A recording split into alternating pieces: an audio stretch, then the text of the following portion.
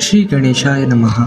श्रीमन महर्षि कृष्ण द्वैपायन वेद व्यास सभी रचित स्कंद महापुराण अंतर्गत श्री नर्मदा पुराण हिंदी भाषा में श्लोक नर्मदा पूजिता तन भगवान महेश्वरा वाचके पूजिते तद्वत् देवाश्च ऋषयोचिताः। प्रथम अध्याय। देवी श्री नर्मदा का स्वरूप वर्णन।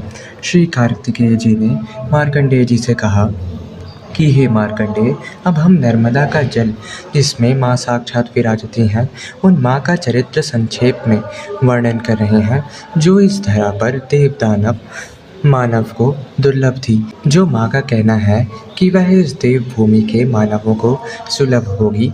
हाँ, तो आज के इस प्रसंग में मार्कंडेय जी ने कहा कि नर्मदा का प्रादुर्भाव इस वसुंधरा पर हर जीव के उद्धार हेतु हुआ है। जो जिस कामना को लेकर आते हैं वही उन्हें मिल जाता है। इस स्वरूप को चराचर जीवों के उद्धार हेतु वरदानी बनी।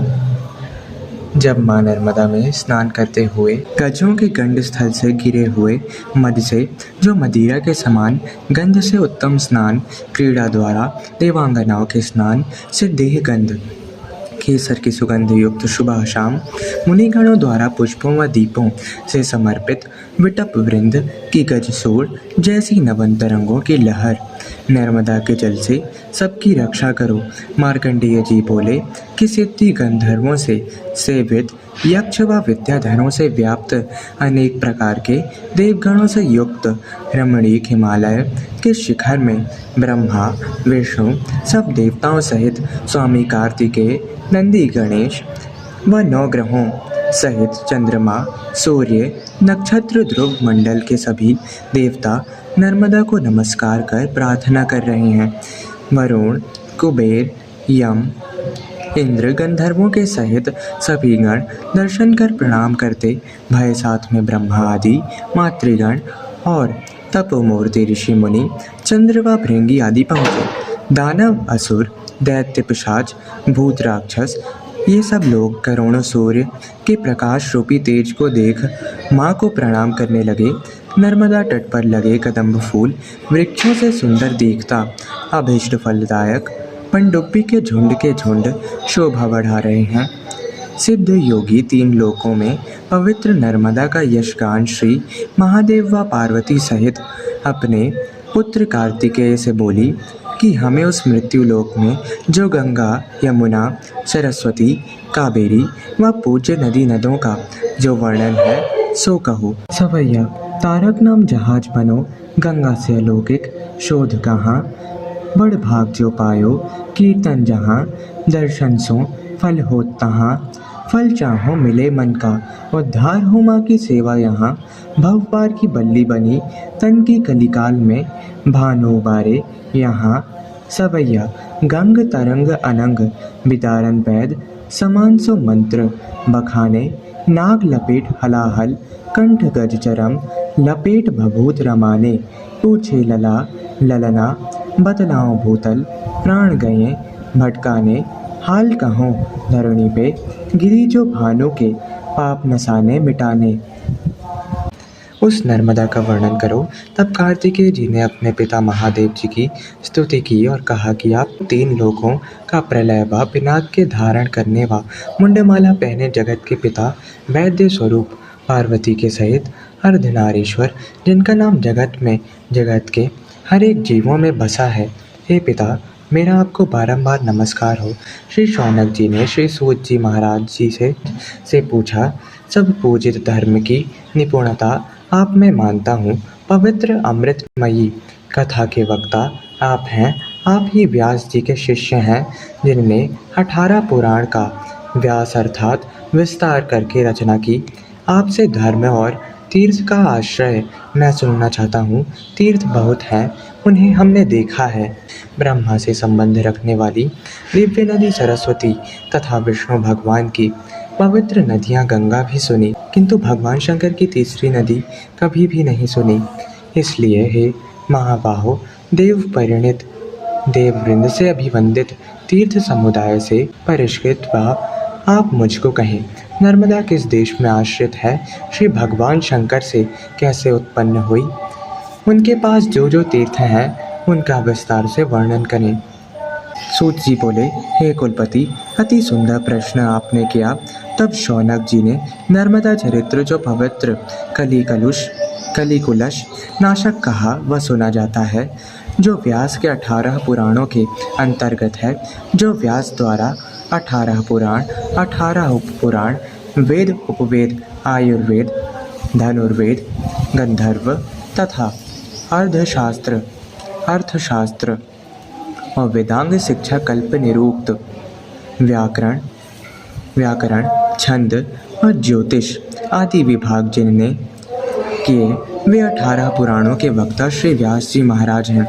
यथावत 18 पुराणों का वर्णन करता हूँ, जिनके वर्णन से धर्म आयु की वृद्धि होती है।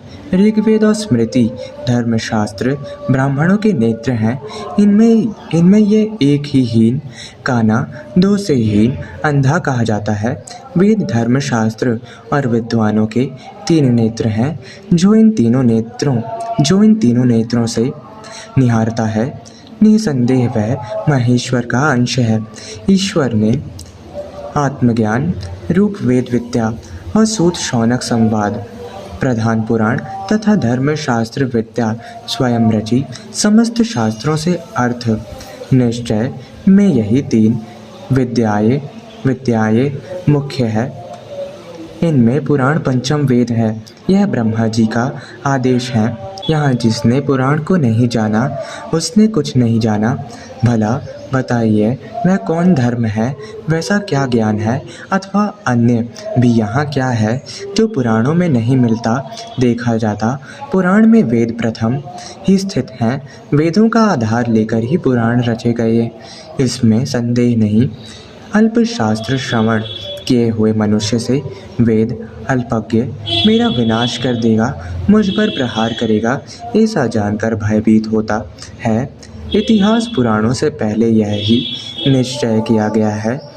वेदों की आत्मा पुराण, शिक्षा, कल्प आदि उसके 6 अंग है।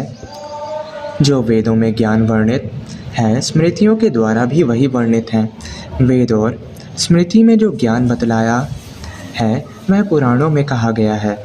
ब्रह्मा के समस्त शास्त्रों में पुराण को प्रथम स्थान मिला। पश्चात ब्रह्मा के मुख से वेद निकले। हे मुनिवर, इस कल्प में पुराण एक ही था। देवश्रेष्ठ ब्रह्मा ने धर्म, अर्थ, काम के साधन, पुण्यप्रद 100 करोड़ विस्तार से विस्तृत इस पुराण का चिंतन कर उसे मुनियों से कहा। उनसे पुराणों एवं सर्वशास्त्रों का प्रचार हुआ। समय के प्रभाव से पुराण के प्रचार को मंद देखकर भगवान स्वयं व्यास मुनि का रूप लेकर पुराण का विस्तार तथा प्रचार करते हैं। पुनः युग युग में उसे संकुचित कर लेते हैं। सदा वह व्यास 8 लाख वर्षों से परिमित प्रति द्वापर में इस श्लोक में 18 भेद से उसे विभक्त कर कहते हैं। आज भी 100 करोड़ श्लोकों से विस्तृत वह पुराण देवलोक में है, पर यहाँ पर वह पुराण विद्या 4 लाख में ही सन्निविष्ट की गई है। इस समय वह पुराण विद्या 18 पुराणों के रूप में कथित है। ऋषि श्रेष्ठ शौनक, मैं लक्षण तथा नाम से उन्हें बताता हूँ, आप सुने। सर्ग अर्थात कारण सृष्टि, 1 प्रतिसर्ग अर्थात कार्य सृष्टि का विस्तार या लय और पुनः सृष्टि, 2 सृष्टि के पूर्व की वंशावली, राजाओं की वंश परंपरा का वर्णन, 3 धन्वंतर अर्थात किस किस मुनि की स्थिति किस किस समय तक थी तथा उस समय की मुख्य घटनाएं, 4 और वंशानुचरित सूर्य तथा चंद्र वंश में उत्पन्न 4 और वंशानुचरित सूर्य तथा चंद्र वंश में उत्पन्न योग्य राजाओं के चरित्र का वर्णन, 5 यही पुराण के 5 विषय हैं। 5 यही पुराण के 5 विषय हैं। अतः पुराण इन्हीं 5 लक्षणों से संपन्न है। अब नामों से उसका परिचय सुने।